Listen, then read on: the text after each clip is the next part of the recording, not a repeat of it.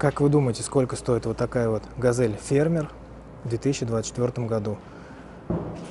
Ничего не поменялось на автомобиле, ничего, повторяю. Двигатель стоит здесь бензиновый, ОМЗ, 100 лошадиных сил, объем 2,7. Смотрите, пластиковые ручки, замки те же самые древние, весла, вот такие вот стеклоподъемники. Сиденья регулируются вперед-назад и спинка по наклону. Вот такие вот, как раньше были на «Волгах» сиденья. Смотрите, подушек нету, магнитолы даже простенькой никакой нету. Бак пластиковый. Бензобаки на «Газелях» в 2024 году, вот видите, никак не закрываются. Хочешь, подошел, сливай топливо без проблем. 2,5 миллиона рублей.